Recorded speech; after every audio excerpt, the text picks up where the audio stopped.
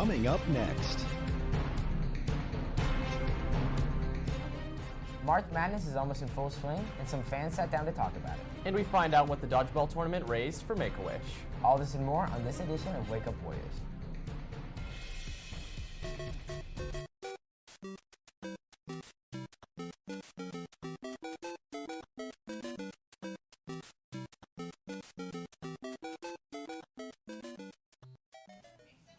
Good morning, Penn Trafford, and welcome to this edition of Wake Up Warriors. Today is Tuesday, March 10th. I'm Max. And I'm Nick.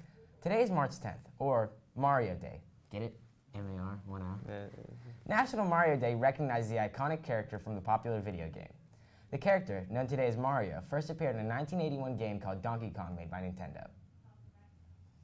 It's that time of the year again where people from all over the country break out the brackets and take their best guesses on who will win. The popular college basketball tournament March Madness starts next week. We sent Colby Sherwin to find out how people choose to spend their March Madness. With March Madness starting, I sat down with two students to find out how they feel about the tournament. It's not really an upset, but I would take Gonzaga finally getting to the Final Four a couple years ago.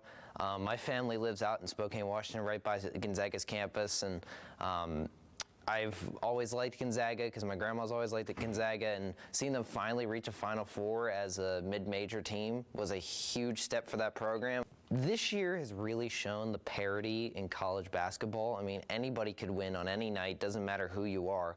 I mean, Kansas and Baylor was evident the other night, and how competitive college basketball is and how widespread the landscape is. I mean, last year you could point out, oh, Duke really has a good shot at it. But this year there's really no one that you can point a finger to and say, hey, that team's going to win it all. I mean, you have Dayton, who's really good out of the Atlantic 10, and you have Kansas and Baylor out of the Big 12. I mean, you have a couple other schools and other big conferences, but it's really widespread. It could be one of those years like the year Butler and VCU got to the Final Four, where two mid-majors get to the Final Four. And I think that's going to be it's going to be an amazing tournament. Oh, how I celebrate March Madness now, that's another story. Every last or so week of March, I have, since freshman year, I've had a March Madness party in my basement with all the boys. It is fantastic. We got pizza and wings and snacks and games and March Madness on all the TVs. It is absolutely fantastic.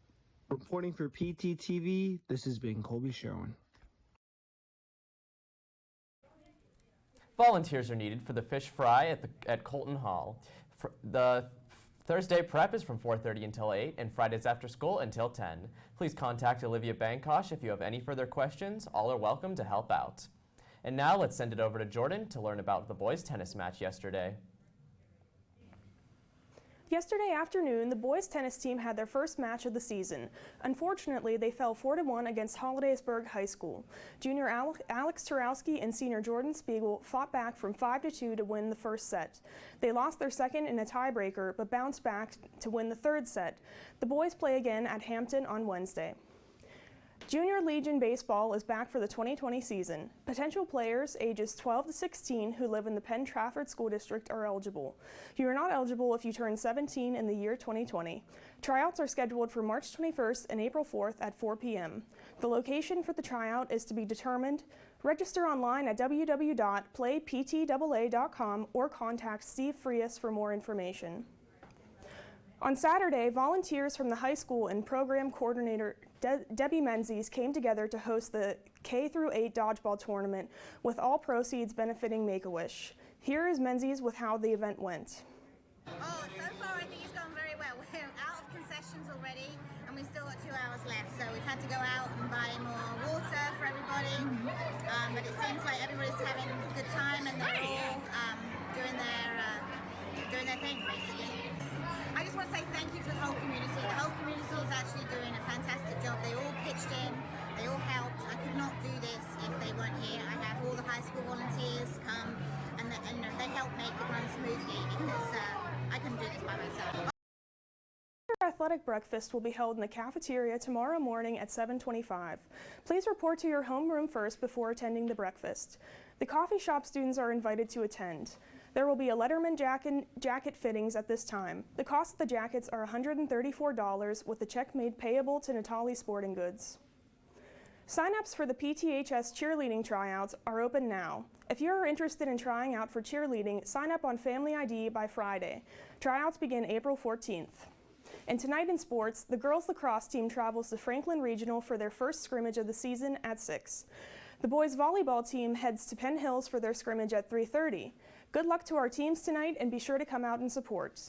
Now let's go back to Max with information on prom tickets. The Drama Guild is a little over 2 weeks away from their opening night performance of the musical Footloose. Here's a commercial that will take you back to Beaumont in 1984.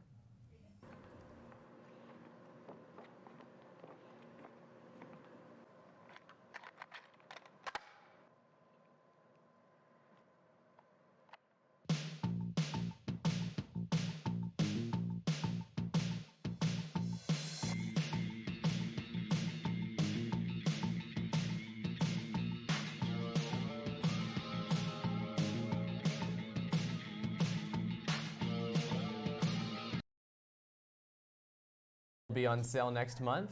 Here's Mrs. Stefkovich with more information. Ticket sales start April 1st, all online, and our head count is due to Antonelli's on the 17th. So all of that information needs to be submitted before then. So when you buy your ticket, you need to make sure that you're off the restricted list, and if you're bringing an outside guest, that form was completed and we have a copy of their ID. Tickets are the same price as last year, $65 per person, which is $130 a couple. And just know that when you're purchasing tickets, a couple means 2 tickets. Restricted list. Stay off the restricted list. She'll find you somehow. The Warrior Cash Dash is now accepting applications for employment from students. Consider an opportunity to become fully tiller trained, have a summer job, and work at the Warrior Cash Dash branch in the fall. You may pick up an application in the cafeteria or see Mrs. Corner, room 204 for more information. Attention all writers and artists. Traces, PT's student literary magazine, is now accepting submissions for its annual spring issue. Please consider sharing your original poetry, fiction, creative nonfiction, or artwork for possible publication. The form to submit is in the link below. Deadline for submission is March 20th. Now let's send it over to Jordan with today's weather report. Thanks, Nick. All good things must end, as our streak of sunshine is going to be taken away once more by scattered rain showers throughout the day. You could say it is the mushroom kingdom out there.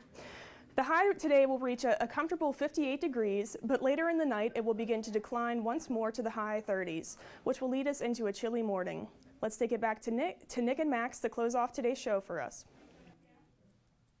Thank you for watching Wake Up Warriors. Please stand for the pledge of the flag. I'm Max. And I'm Nick. Have a great week.